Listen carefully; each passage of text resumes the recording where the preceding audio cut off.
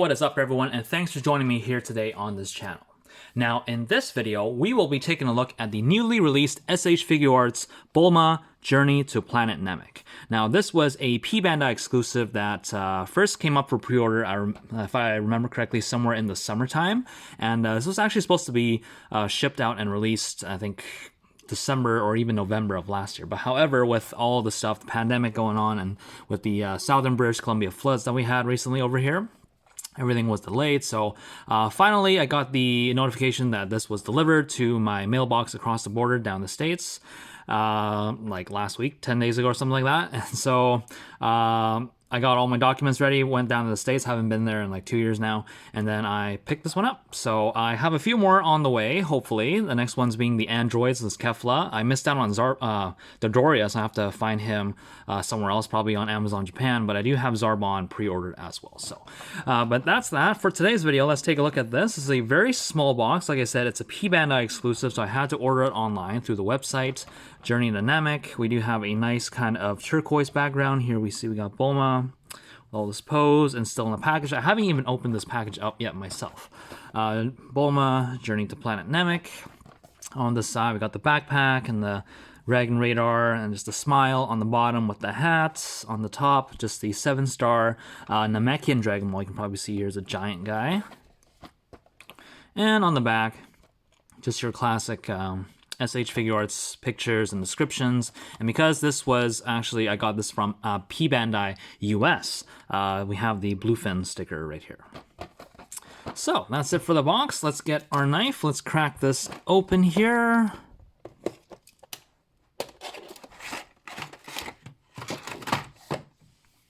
And starting off with the figure here, see here we have Bulma basically in her outfit when she was on Planet Namek, and of course she is much older than when she was in the previous releases of this figure, which was all for the original Dragon Ball series, which actually had the ponytail. But here we have the nice red headband. We see the face, that's undoubtedly Bulma. We got a nice yellow vest, the metallic-ish belt buckle, and just folds. I like the molded folds on her sleeves, on her legs here.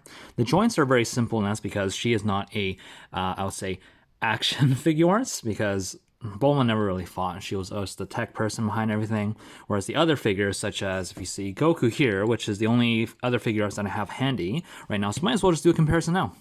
You can see size difference, I would say they scale fairly well. She goes up to Goku's shoulders, basically as she should be at when they're all grown up. So that's it for the comparisons. We can just skip that later on. So, yeah, so very simple joints. We got some nice paint down on the boots here. We got like dark blue tips, as well as a little bit of dark blue here. And the bottoms are all dark blue. And yeah, for articulation, head is on a swivel. Swivel this way and a hinge this way. And there is no actual neck articulation because, like I said, she doesn't really have that much motion because she's not an action Figuarts. And for arms, they go up to about here. They can't actually go higher because of the shoulder pad. You can go forward about this far, back about that far. We do have a bicep or shoulder rotation here. We got a single jointed elbow that goes past 90, and we have a ball hinge at the wrist. Getting these arms out of the way, we do have a double ball jointed torso, as well as waist, which actually can separate very easily for an accessory, which we'll get to in a second here. The skirt is made of a soft kind of rubbery plastic material, so she can actually kind of kick forward a little bit to just about there anymore, and it's really just the skirt's really like pushing it down and back to about there. She can do the splits a little bit more easy, just like that. Single jointed knee, again, just past 90. No boot swivel here, but we do have a ankle rotation as well as a rocker and a hinge as well as a toe pivot that goes up that far and can also go down a little bit, just like that. So that is it for the articulation for Bulma. Oh, something I forgot is she does have a thigh swivel as well. So that is that. Let's take a look at some of the accessories that Bulma comes with. And honestly, for a P Bandai exclusive, I feel like there should be more that came with her, but she wasn't really that expensive either, so I'm not going to complain too much about it. Let's start off with the faces. So here we have the smiling face. And we have 3 extra faces, which you see right here. We have the really smiling, yay kind of face. We have a, huh? What's going on kind of face, the worried face. And finally, we have the screaming, oh my god, we're gonna die kind of face. And to switch the faces is very simple. We see we got 2 tabs here. What we're gonna do is just remove the front flap of the hair.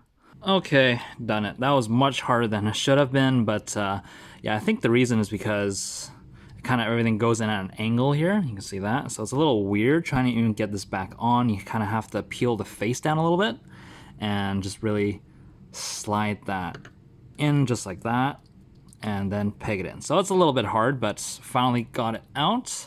So there's 3 pegs, 3 holes right there. We can remove this face now. This comes off very easily. Here we can see the ball hinge for the neck. And basically we can take any other face. Let's make her really happy. And again, we just slide this in to the bottom 2 tabs right there. Take this hairpiece and slide it on top. You have to go in at an angle, which is a little weird, like I said. I'm not going to push it in all the way. Yeah, so there's Bulma with a new face sculpt. Now, here we see we have a hat, and that's actually so that we can give her a hat.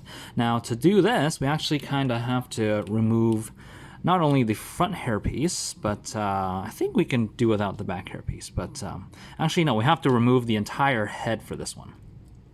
And to do that, of course, we just yank that right off, very easy. And I feel like these new pegs actually make it a little easier to remove rather than the bull pegs. So for this, what we're going to do is we're going to take this peg, plug it into that hole there.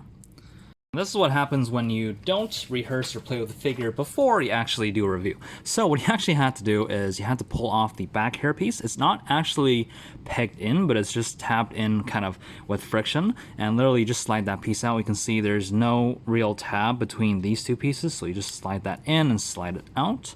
And what you do now is you take this piece now, you slide this onto that peg all the way in. You give her the face now. Take these 2 pegs, peg that in, and then all you're going to do now is just take this and just slide it down on top. Make sure everything lines up. Just give that a press. Make sure everything snug. So here we have Bulma with the hat. And that was much more work than should have been, but that is okay. So we got this hair, which we'll just take out of the way for now, and we got the faces, which we will just take out of the way for now as well. Let's take a look at some of the hands. So she's got 2 kind of open palm hands, just like that. And honestly, the only other thing that she's going to be grabbing is this 7-star Namekian Dragon Ball, which you can see is gigantic. It's even bigger than the head. So I think this, with her release, this actually completes the regular Namekian Dragon Balls. With the release of the, was it the 4th form Frieza, which is like the 3rd release of that figure now, they're actually including the powered up versions of the Namekian Dragon Balls, which basically just shows them as being painted metallic orange rather than clear orange like this. So that is the Dragon Ball, and these are the hands. And she also has 2 kind of pointing hands, 1 for each hand. And finally, she has this extra holding hand, which has a tab. And here we have the Dragon Radar, which has a hole. And I wonder what that's for, right? So you just line up the tab and the hole and make sure that fits in all the way. And to switch the hand, and here we have Bulma with the Dragon Radar. Yeah, that is that.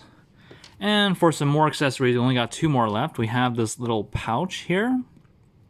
And remember, we can actually split her in half, and that's what this is for. So we can pull her apart at the waist. We can take this, slide that down over that, and then just peg this right on top. And here we have Bulma with her pouch. I don't know why they couldn't have packaged this with her, but I guess it's just another accessory that they can use as an excuse for P Bandai. But yeah, that's just me rambling. So there's that. And the last accessory here is this backpack. Here we see Bulma, and we got some nice silver paint for the zippers here and the buckles. And I did pull off one of these straps because we kind of need to pull one off to slide this on her back and then tab it in. So basically how we would do that is take one arm, whoops, slide it through here so that it's on her back. And then this is the hard part because we really got to kind of just get everything in, but it's really hard to see. This almost reminds me of Master Roshi and the turtle shell because it's really, really hard to get this back on. So just bear with me here. Might have to do this off camera. So yeah, I had to end up doing it off camera because it took way too long, but I didn't even peg them all the way in. You can probably see they're still just hanging on. So that's what she would look like with the backpack.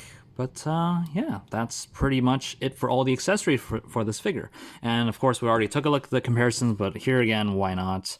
Here's her next to Goku with pretty much all of her accessories. So that is it for this review. Now, final thoughts on this figure. What do I think? I think this is a great figure. This is a very great, I was going to say modern rendition, even though it's not really modern, but a more grown-up version of Bulma, because, like I said, all the other ones that we got before were for the original Dragon Ball series when she was still like a teenager, and this is I guess, the oldest version that we have of her.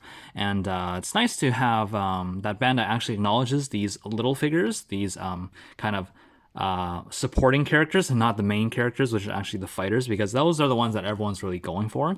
It just kind of sucks that they usually release these smaller, less popular figures as P Bandai exclusives, and that just really jacks up the price. Even though this one wasn't that bad, it didn't really come with a lot of accessories, but honestly, for the price and for the size, I can't really complain too much. So that's just my opinion on this. If you are trying to track this down, I would recommend doing it now. And if you do like these P Bandai figures, better just subscribe to their email, and usually they'll send you these emails saying, oh, this is gonna come out this time, this is gonna come out that time. And if you see something you like, just pre-order that. That's probably the cheapest price you'll ever get that for, because afterwards everything just goes up and up. So yeah, that's my review for the SH Figuarts Bulma Journey to Planet Namek. If you enjoyed the video, please let me know by hitting that thumbs up button, and until next time guys, take care, bye.